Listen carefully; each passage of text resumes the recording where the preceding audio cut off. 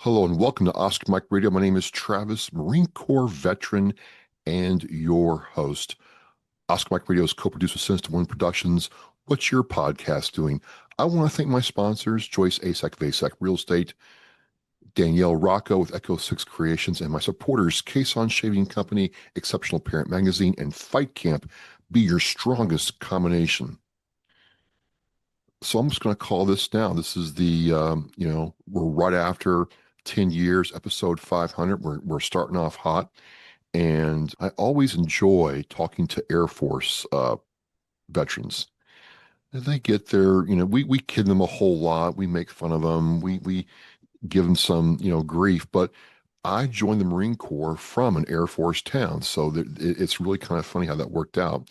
And I just want to thank Evocati Public Relations for referring my next guest to me. Justin Jordan with the Warrior's Heart has an amazing story, an amazing org he's with. Justin, welcome to Oscar Mike Radio. Well, thank you so much. It's truly my pleasure, and I'm sure we'll get some jabs back and forth, Air Force and Marine, while we have our conversation.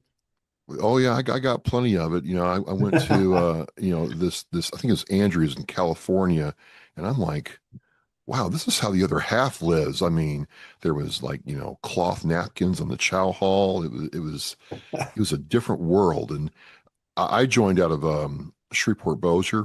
Mhm. So, some of you all have been through there, some not, but there was KC-10s, B-52s, and A-10s at the time I was there.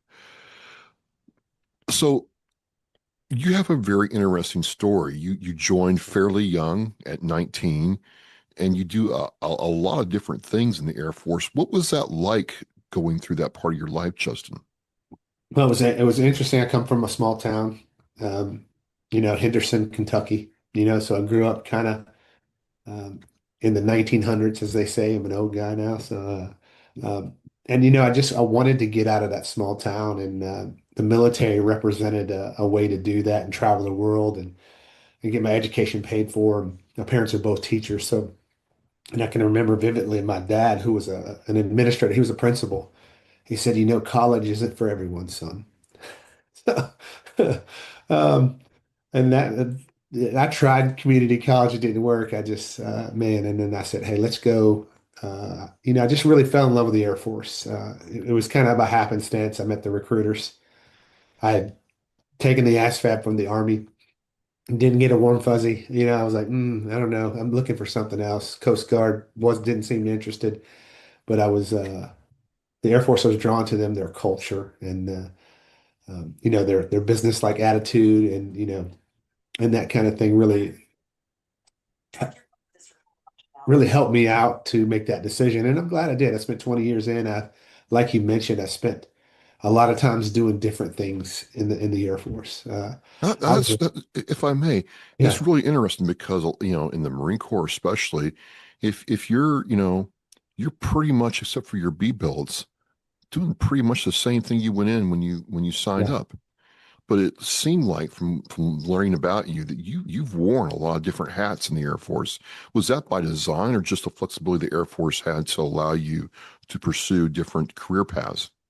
Well, that's a great question. And actually, I was in the same career field my entire 20 years. Okay. It is a very eclectic bunch. So when I started, it was called services, or excuse me, yeah, services. And then it transitioned into Force Support Squadron back when I was getting out. But basically, everything from your cooks to the people that work in the child care centers. I mean, that's mostly civilians and NAF employees that do that. But then your fitness centers. So MWR, to speak, Army and Marine Corps language, morale, welfare, recreation. Yep, yep. Then there's a small contingent that do things outside the lines like mortuary. So I had an opportunity to do the broad spectrum, the billeting or the hotel motel work, and there I worked in the gyms, had my professional training certification for a while, and I worked in a lot of flight kitchens. I really kind of felt my way, and then food rations, deployed a ton because there's always the need for someone delivering the food. Um, so it was it was an interesting career field because I didn't have to stay in one lane. I wasn't turning the same wrench for 20 years on the same aircraft. So I got a very good opportunity, and breadth of experience that helps you get these other special duty jobs that I was able to do as well. You talk about the mortuary job and, a lot of what you do and a lot that people can learn about you. Can you kind of go into what that job is? It an MOS field specifically or part of an MOS field? It's part of that same services. Okay. It's now known as Force Support Squadron. It's merged with a couple of other career fields. Um, no one has ever really explained it better than a crusty old chief that I asked when I was a young airman, why do we do mortuary? He said, son, we own all the refrigerators because we owned all the chow halls. And then that's the best I could ever figure out, right? Because it just doesn't make sense. However, it was a taxing job, but basically your duties and responsibilities as the NCOIC, which is there's one deep on every base, non-commissioned officer in charge of mortuary affairs, as you act as the liaison to the family for the commander. The commander is ultimately responsible for making sure, the force support commander, that the families of the fallen, whether it be stateside or downrange, are taken care of, as well as that person's unit commander. So they work form as a team.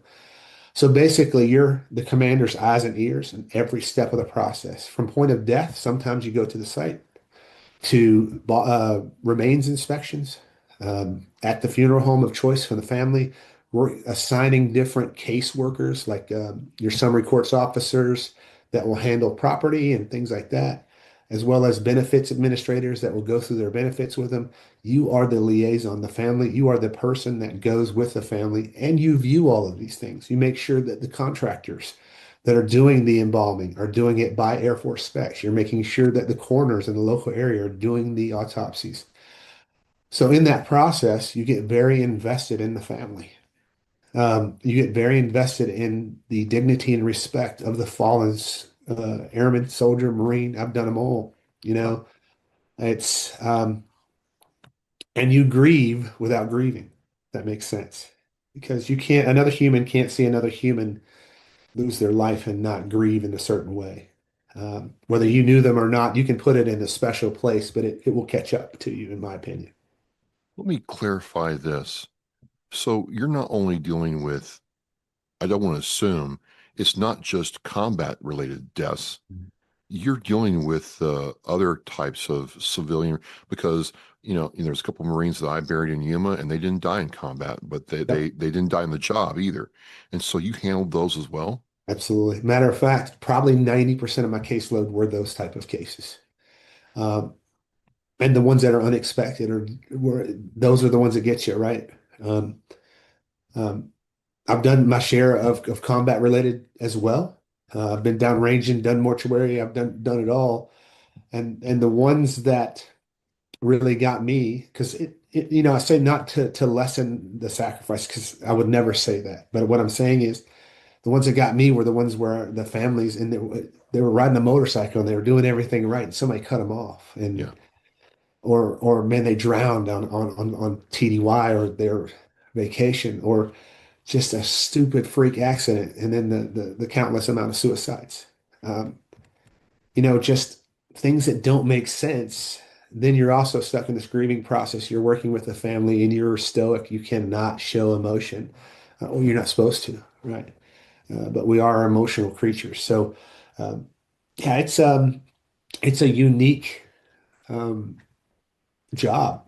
I felt very, very grateful to be able to do it because I felt like it was such a heavy burden that others shouldn't have to carry it.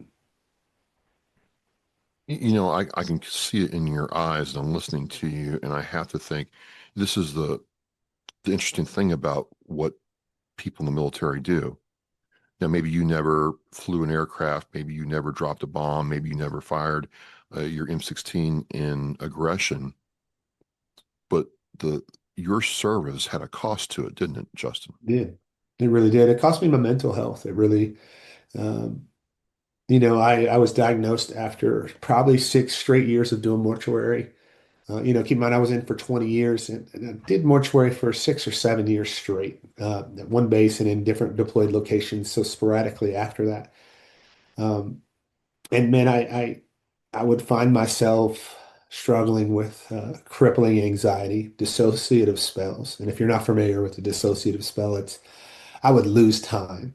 I would drive home and had so many stacked traumas that I would consistently be thinking about them, thinking about them, thinking about them, and I'd be 100 miles from my house and not know how I got there. And then the fear and the anxiety and the guilt and the shame of what's wrong with you, shake it off. We're taught on the softball fields, baseball diamonds, football fields of America to suck it up. We're taught in the military that a lot of that, suck it up. We have a job to do. I don't have time to feel. But my brain didn't know that and wasn't registering. So I continue to have these things which started to interfere with my day to day. I could hide it really well. But when I developed a thing later on after I started getting help and treatment called olfactory hallucinations. Hmm.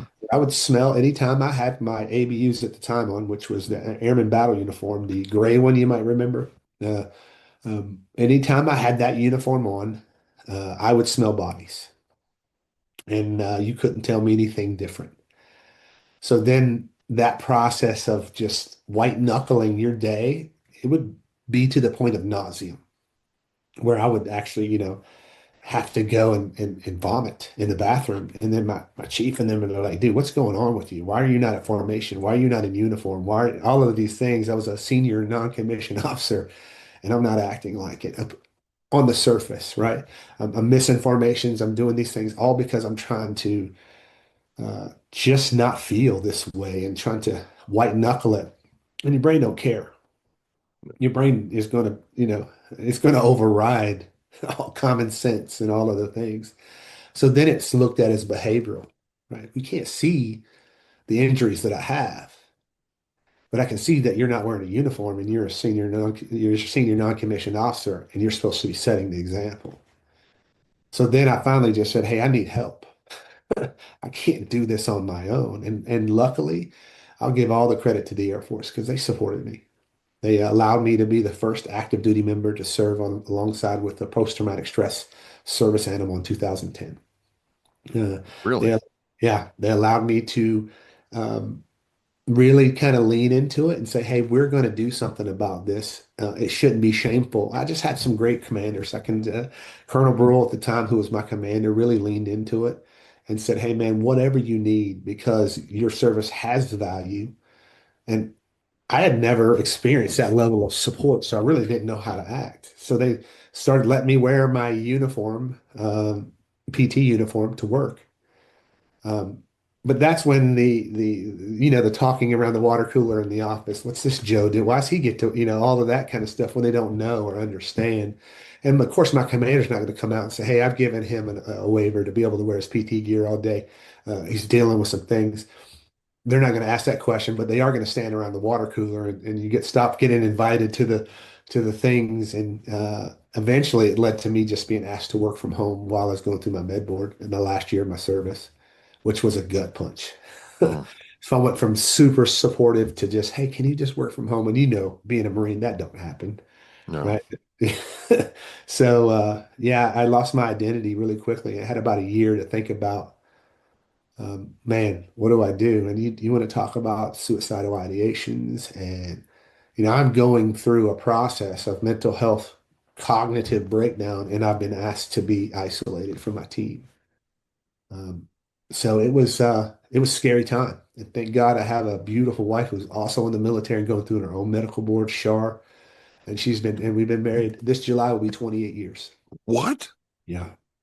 Fantastic, man. We met as both met in the 1900s, My my kids say that.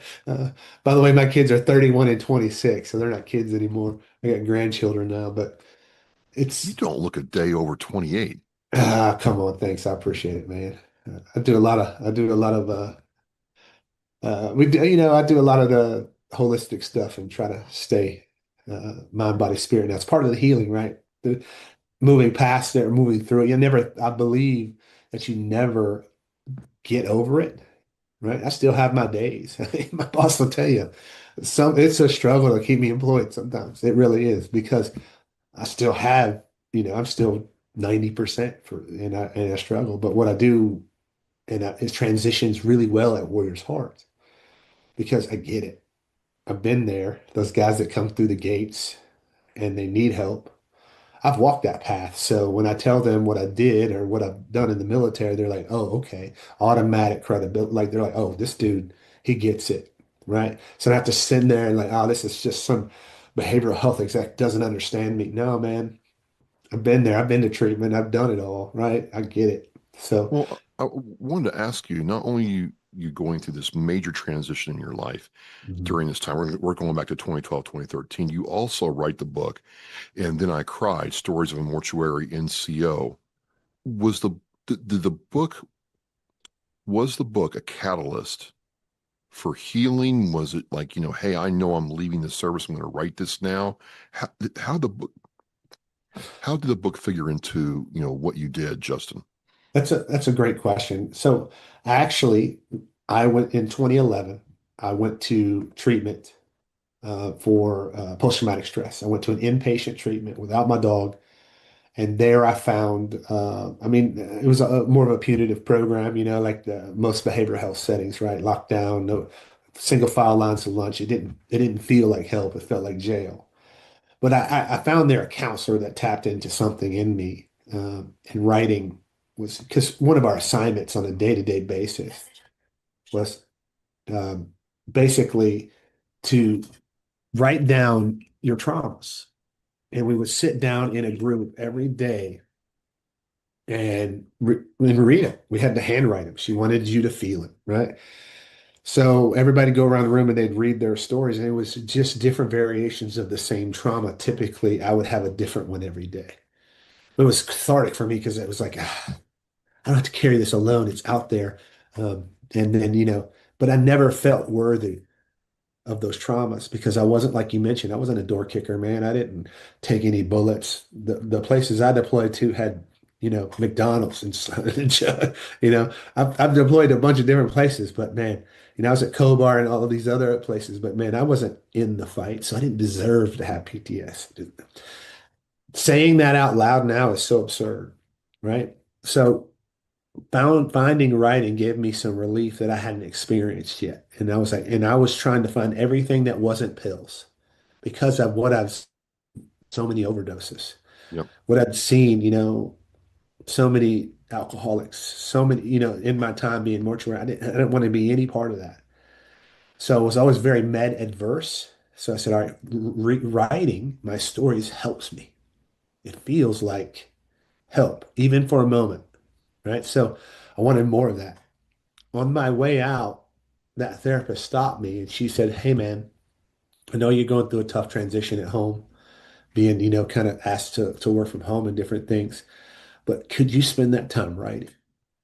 When you're allowed to, not on the clock or if you're supposed to be on your computer, but when you're allowed to, when you're not on the clock, can you spend that time writing? Because I really think that your stories will help others. And I think you should write a book." And I was like, and I had toyed around with the idea in the past, like, man, I have an interesting story not a lot of people know about how it's done and behind the curtains. And as long as it's done tastefully and respectfully, I could see myself. So the second I got home, I started writing that book. I hand wrote it in 30 days. Um, and then I would read it back to myself in the mirror. And if it didn't evoke the right emotion in my face that I was watching, thinking back, I probably should have recorded it. I don't know. It might have been before video recording time. I don't know. It's been a while, but if I read a line and I didn't evoke that emotion in my own face, because I can't hide it. If I'm feeling it, you'll see it in my face. Um, I rewrote it because I wanted it to be, um, man, I wanted them to be able to help carry some of the load, if that makes sense. Because, and that's why I did it because it was selfish in a way because it helped me. And what I could do is put these traumas in this book and tell myself that's where they live, right? Um, Happenstance, I just happened to be doing a radio interview, uh, not about the book, but there was a guy named Scott Ledger. He's passed since, and he used to do a show called 2100 Hours, and he would host the veterans he would give them a solid open mic hour to tell their stories. to whoever would listen. And I called in all the time. And that night, before I came on, he was hosting this guy named Eric Shaw, who had just started a publishing company after struggling with trying to get his book published, Brave Souls or Brave Rifles. So he started his own. He stayed on and listened to my interview and heard my story. And he goes, "Man, if you got more like that, I'd be interested in publishing your stories." And that was a God moment because he stepped in and I was his first, outside of himself, I was his first published author. Uh, So I didn't have to go and find all of these literary agents. God gave me that. And since then, man, I can't tell you how many times I've gotten messages from people, man, your book helped me, this, that, and the other. I've Oh, had that's some, awesome. people like didn't love it, but that's okay. Um, but man, I tell you, I recently got one from um, a senior non-commissioned officer that worked a pretty severe casualty, a dorm blow up, and her team was struggling, and she wanted to buy each one of them a copy of the book because she said, "Man, you hit it on the head. I didn't know how to put it into words, but I think this will help them."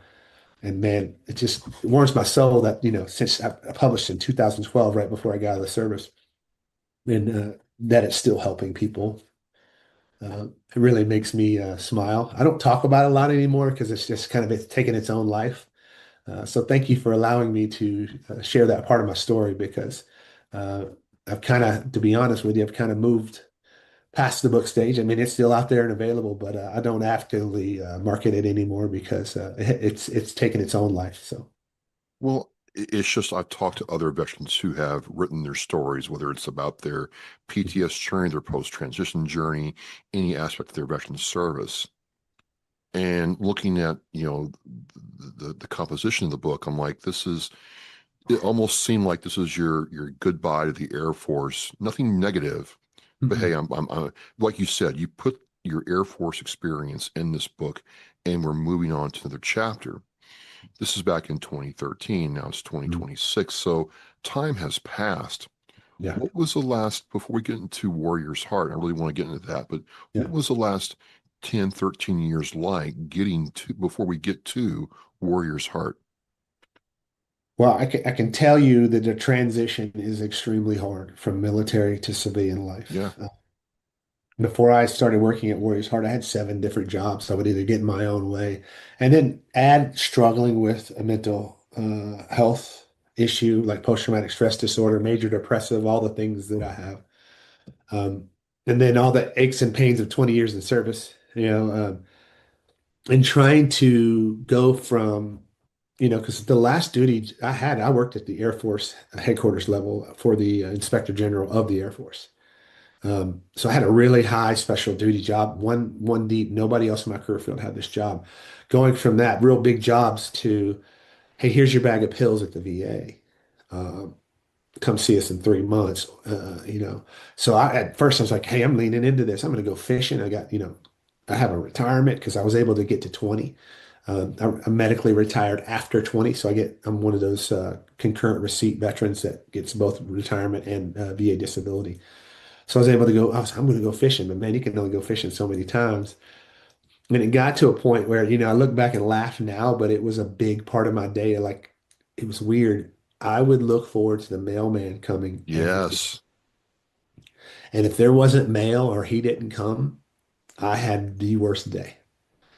Thank God that I had the wherewithal that I had seen what I'd seen and I didn't turn to drinking or drugs, right? Because that's what we find most people happen, right? They substitute that because man, there were days where, man, I know what gunmetal tastes like, and it ain't fun, right? So there are just days and days and days. I was blessed to have a partner that knew and was served herself and said, "Hey, man, enough, right? It's time to get help again. No, I'm not gonna let you sit around and play Call of Duty for 18 hours a day, I'm not gonna let you sit around and just wait on the mail. You're gonna get out and get employed. You're gonna get a purpose again." And wives, they can see right through our mental health or not. They can see right through it, right? And she's struggling with her own medical issues. She was medically retired at 19 years, 1 month. Oh man. Oh, Yeah. And so you want to talk about feeling some kind of way about military service. I think for the first 5 years she got out, I struggled to get her out of bed. Wow. But she always showed up for me, and she still shows up for me every day. Um, Well, so that God's blessed there's me with a partner that, I mean, we've had our ups and downs, but man, he's really blessed me with somebody that really gets me and understands the plight. So, just if I can to lighten up just a little bit.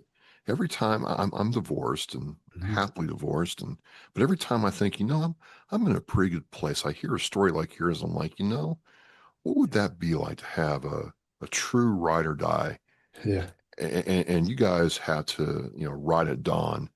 I just want to thank you for sharing that because I'm like, I'm pretty good. I don't need a wife, but I hear a story like that, and it's like, well, where would you be without your wife? Where would she be without you? And I would not be on this earth. yeah, I yeah. can say that equivocally. My wife has kept me.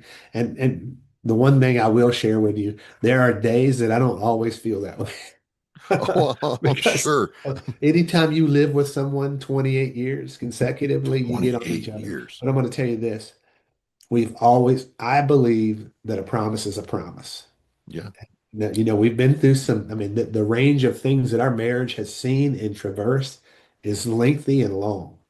And I can tell you that when we both stood on that altar and said, to have and to hold till death do us part, that's what we meant.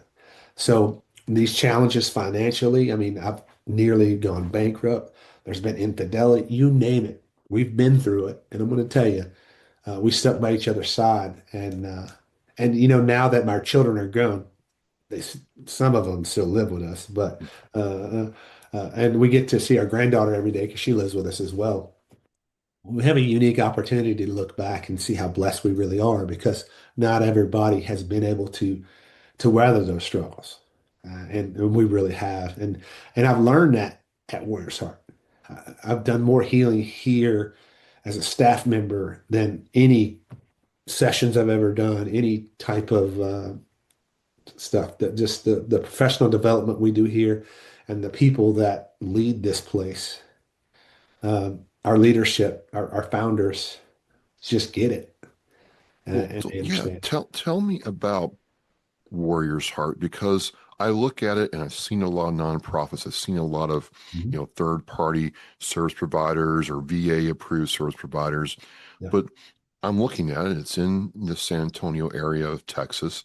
It's its own little ecosystem entity, but it's a really interesting service offering for those veterans in needs. yeah. Tell me a little bit more and how you got connected with it. So thank you for that. It's man, anytime I get the opportunity to talk about Warrior's Heart, so hang on because I'm passionate about this Yeah, place, yeah. right?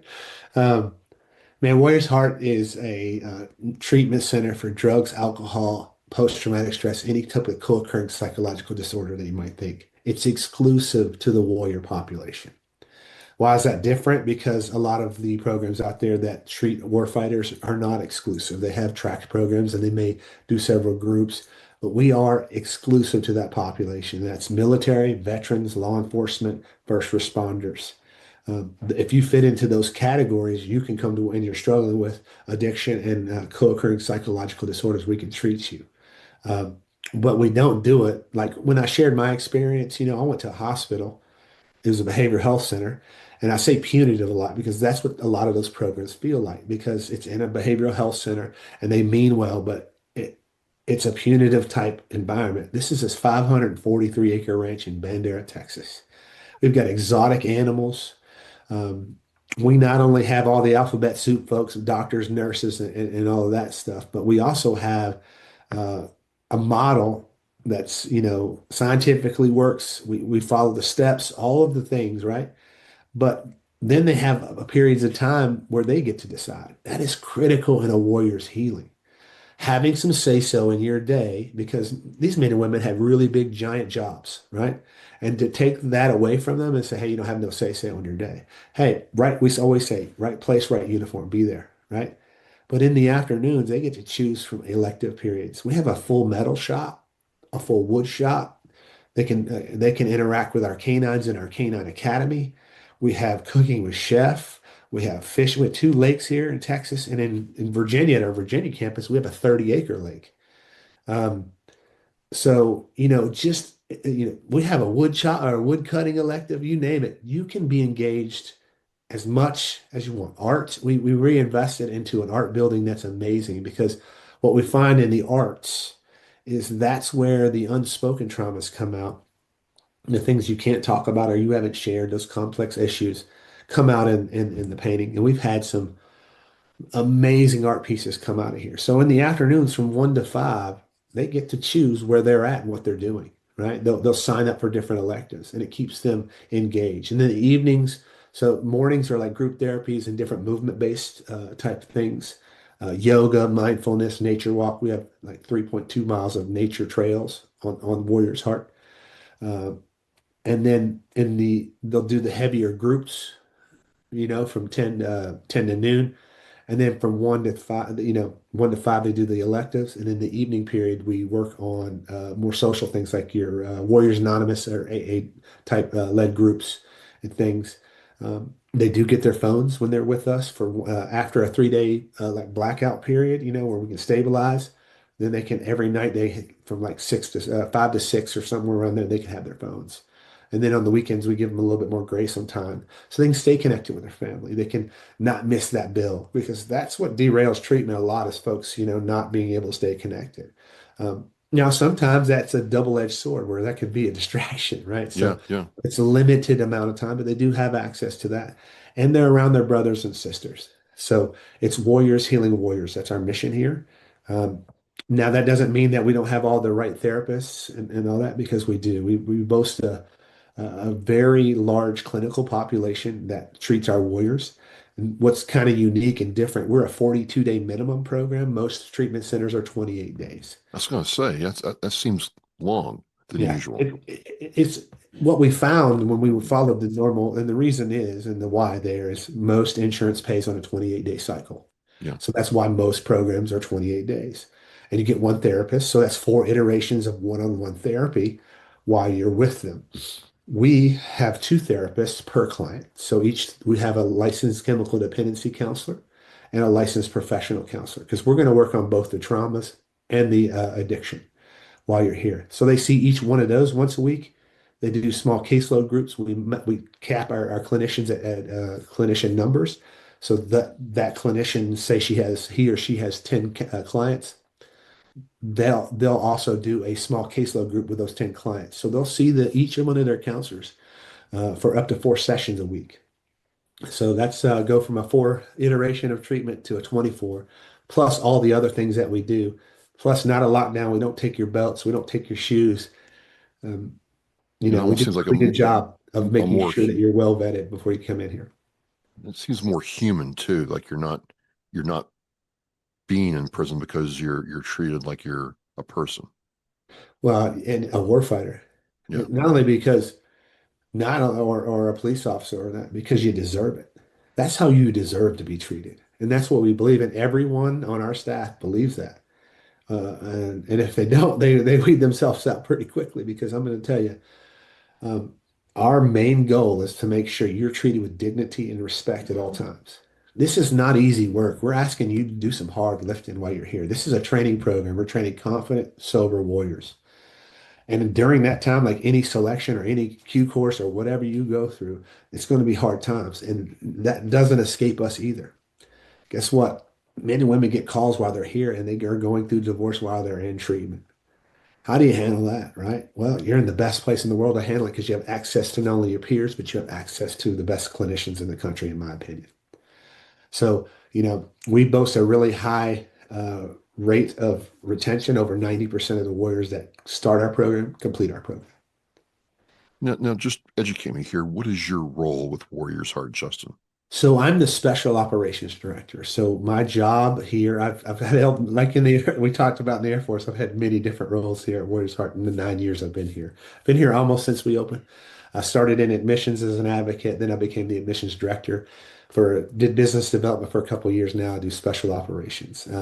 Leave it to Tom Spooner and to make an Air Force guy a special operations director. But one of our core values is we're a little goofy, so I think that's what it is. But my job is to tackle special projects, to work with the founders directly on new builds and new facilities. Sometimes, like for instance, when we stood up Virginia, took a small team down there, kind of like an Advon team, advanced team, go in and make sure what everything we need, get the right people, start hiring, all of those things. And then we are able to take the keys in May and open by September 11th. So it minimizes that time to do those kind of things. Any special projects I can incorporate into any team at Warriors Heart. So if maintenance needs help, man, I'm out there in the pasture cutting wood. If the shop needs help, I'm over there helping them build a tomahawk. If housekeeping needs help, I'm pressure washing. You name it. So I get to I'll be the flex play. Just Let me ask you this. You've gone through your own journey and you've been very clear and candid. This is still a daily battle. Like the battle's never truly over, and you choose how you're going to go through that journey. But let me ask you, what's it like watching a veteran or first responder or law enforcement come through and you see yourself in them? oh man, that one hits home because it happens almost every day, Oh, wow. right? Um, I mean, you talk about purpose, right? Yeah, I don't know why I have been, people ask me, how you doing? In the morning, most people say, great. I say, I'm blessed because I believe it. And I'm blessed to be able to be a part of their healing. A lot of guys will tell us, oh, you saved my life. I didn't save your life. The guy that answered the phone didn't save your life. You did. You're doing the work. Um, and that's hard for them to believe. But man, we are, as a whole, as a collective, Warriors Heart team saving lives. Um, and to see them restores my purpose every day because this is just like going through treatment. This is not easy work. I mean, when you have people that are struggling, it takes its toll on you. But man, if you have the right tools, and I'm a testament to that, right? So even when those days happen, I have the right tools, right? So I've been a well-equipped warfighter on the war at home. And I believe every one of our staff members are on the front lines of the war at home. We're saving lives. We've had over 4,000 warriors go through our program in 10 years. mm. Um, I mean, that's 4,000 people that have the opportunity to regain their purpose. And I So think that's where we lose them, especially in the veteran comp when we lose purpose. And if you have a deep understanding of that, so most of our staff do. you've seen people then at their lowest when they're really struggling and going through that struggle. You mentioned divorce during this program and just the physiological aspects of substance abuse and addiction. I got to ask you then, Justin, what's it like when either a first responder or a veteran just like knocks it out of the park, or they come back to you in a year and says, you know what, I was in the valley and now I'm on the mountain, and life has gotten pretty good. And because you gave of yourself in the Air Force, you're giving of yourself now. There's a cost to what you do. What's it like when you see it work? And it makes it all worth it, right? All the late nights, hard times, hard phone calls. Um, I believe the journey I've had was because I was supposed to be here. To understand the way these warriors, this is where I'm supposed to be, right? So when I see a warrior and I can see it a mile away, like that guy's going to do great. We had one not too long ago, and of course, I'm never going to share anybody's name or anything like Sure, that. sure. This particular warrior, I was like, that guy's going to help a lot of people, right? And you can just see it in their attitude, the lack of ego. Because sometimes you get folks that come through here, the entitlement or this, that, and the other. We get to help them through that process, right? And give them some tools. Um, because the one thing that is promised and guaranteed is when you leave here, you're going to face the enemy, right? Tom Spooner says it often. I mean, you are going to face the enemy. So we have to get them prepared. We only got 42 days. So when I see that light turn on, usually it happens in the first or second week. And they start leaning into this program. I'm like, there you go. There's another one, right? Yeah. And there's times when, man, they miss something and they need to come back, and that's okay, right? And what I tell, a lot of times families are like, well, we get, Jimmy relapse and we don't know what to do and and I'm like, listen, and I always tell the families, listen, man, if he had cancer and he fought it and beat it, and then 6 years later it came back, would you say, well, we tried? No, you just, no, you'd say fight it again. And that's what we do. We fight it again. And then we start looking at it as the disease that it is, killing more of our war fighters than an actual war. Then we can start to tackle this. And um, I think we're on the road there. What's next for Warrior's Heart as an entity? You mentioned there's two locations for Warrior's Yes. Heart. In 2023, we found a Virginia property and we opened up out there. We have a 60-bed facility there in Virginia, right about an hour and a half south of DC. Okay. And it's a 500 plus acre property as well. Beautiful. Um, a lot of a lot more equestrian vibes there because it was a former like equestrian center for a behavioral health center that had an equestrian aspect to it. Um, but we offer everything we offer here, there, in about an hour, 45 minutes north of Richmond, hour and a half south of DC. Okay. Um, but as this need, I mean, it's growing. We will continue to look for new facilities. Right now, our current project is we're building our headquarters here in Texas for our shared services staff and our command center, as well as a training center. Basically, we do a ton of professional development here at Warriors Heart because man, if you don't take care of your staff and have them, I mean, this is hard work, right? Then guess what? You're not going to have a warrior's heart to make sure. So we bring in professional coaches like Blair Singer and do leadership. We In 2021 we took a team of 17 staff members and did the mountain leadership course in Africa, and we climbed Kilimanjaro as a team. Um, and Warriors Heart does things like that. They buy back into the staff that give so much every day, give opportunities to have these very high level trainings. So we needed a training center to be able to do that. And then also sharing that with our community, being able to say, hey, we have this, hey, police officers, you need to have a safe place that's not a hotel where everybody's out protesting you. Come to Warriors Heart. We'll provide that conference space for you. So those are the kind of things that are on the horizon in the very near future. Oh, and we Uh, have a podcast studio we're building over there too. So that's oh, cool. really? Yeah. Very nice. Very nice. Maybe if I get down to Texas, I'll come and check it out. That You're that would be always welcome. I'd be happy to give you a tour and show you around. absolutely. How can people connect with you all to help learn more, support what Warriors Heart's doing, Justin? The easiest way is the website, www.warriorsheart.com. We also have, we have advocates standing by. If you know someone struggling, give us a call. The number's right there on that website, warriorsheart.com. It'll tell you all about our programs, what we offer. But reach out because, I mean, we have our admissions advocates are there and they're filled with people that get it, that have been there, that understand. So it's not a typical call and the first thing they ask you is what's your insurance, right?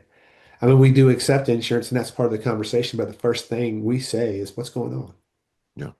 Sometimes just a listening ear. When you're at your very worst, I've had conversations turn from tears to laughter in less than 30 minutes. You Yeah. think about how amazing that is. I called at rock bottom in rock bottom's basement, strung out on whatever, alcohol, lost my wife, done whatever. And then 30 minutes later, I'm in a mental place where I'm laughing. That's happens every day at Warriors Heart because the people that answer the phone are me and you. They are, they are LAPD. They are Bossier City Sheriff. They are a wife or a spouse of a military member. They serve a veteran, you name it. It's filled with people that get it, and it's critical to the understanding. So they'll call, you'll work through, hey, the different process of getting you in. Like I said, we do a very thorough screening to make sure that you meet our level of care. And 9 times out of 10, you are going to meet our level of care and we are going to get you in. If for some reason we can't, we're going to refer you to a higher level of care, try to get you stabilized on whatever it is that puts you outside of that and get you back to us. There's so many nonprofits and avenues for people. But I think it's what you said. It's about redefining your purpose, and it's Sure. about having that extended support, and it's about being treated like a person, not just a case file number. You know, I'll close with this. You know, one thing that's kind of worrying me, Justin, is we've had this big focus on the 22 a day for the last 10, 15 years, Uh-huh. and the number hasn't moved that much. Do you really feel like your kind of organization is the way forward to make that number go down and help people through that? And you're doing something that's missed by other clinicians and other types of modalities. I don't feel that way. I believe it. You believe it? It's a core belief I have, and why we do certain things. I do need to correct you. We're not a nonprofit, just so you understand. We were a private model. Oh, We okay. think that works better. I missed that. Um, yeah, I just a lot of folks think we are because of the great work we're doing, and but we are a private. But we do work hand in hand with tons of nonprofits, Avalon Action Alliance, Gary Sinise Foundation, you name it. If they're a nonprofit, they know that we're the real deal. And then so say an advocate's having or we're struggling with finances because no one comes to rehab on an upswing, right? So if they're struggling financially, we'll help. We're not only that, we'll help find them the funding. So we don't Well, want finances to be a reason why they can't come to treatment. well, it's very interesting because Mhm. you're not a nonprofit. So you're not trying to raise money. Nope. You're not trying We're not to chasing donor dollars. not chasing donor dollars. Maybe let's take my screw up here and make something positive out of it. Is that the way forward? The reason I say that is because I just did this analysis on nonprofits in the United States for veterans, and I'm like, there's almost 100,000 of them now, Mhm. and we're still not moving the dial. Should people consider doing what you're doing as a business and treat it like a business and focus on the services more than being a nonprofit and just trying to be basically, in fundraising mode all the time? Absolutely, I believe so because Yeah. it allows us a level to provide a level of care to our warriors that you will not get in any government. You will not get in any nonprofit subsidized, in my opinion, organization because any profits we make, we can put right back into the facility. I was thinking that. Yeah, I was going to ask you, like you can reinvest and invest the way you want to. Absolutely. And we're out and bolted to a board that can change. And I mean, I mean, classic cases, so many nonprofits, the founders were voted out Yeah. after two or three iterations of board changes. It's hard to get two people to agree on things. Now get a board of 16 to agree on anything, especially when dealing with donor dollars, right? So they made a conscious effort early on. We're not going to do that. We are going to be a private. We will accept insurance, and that's how we get reimbursed. Through insurance. And like I said, we do work closely with a lot of nonprofits to help warriors find funding that don't have it. Because we don't want to be like, hey, sorry, you can't come here. It's never an answer. That's never an okay answer for us. We're going to find a way. And our advocates are well versed on those relationships. We do a lot of business development in that world to make sure that when they call, they know that they're not just sending those donor dollars down the tubes. It's to a program that's in my opinion, the best in the country. And we have like we didn't get to talk about the aftercare, the results. We have a service called Track 9 that does Let's talk results. about it.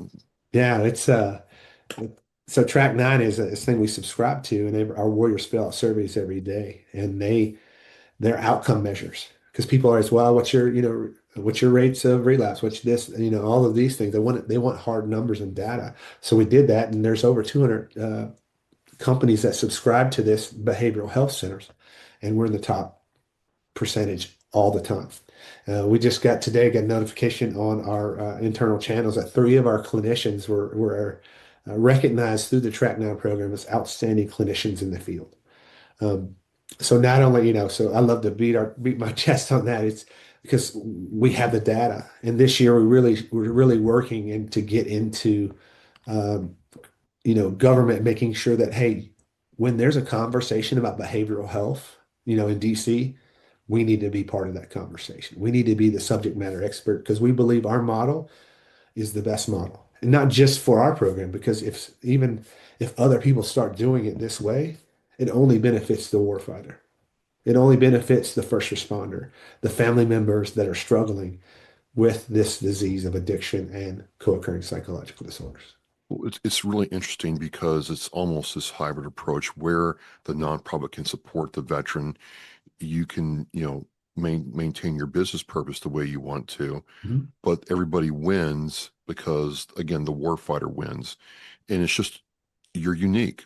I haven't run across very many, very few, people doing this as a for-profit business, but it makes sense. Yes. And just because I think there's almost too many nonprofits now. Yeah.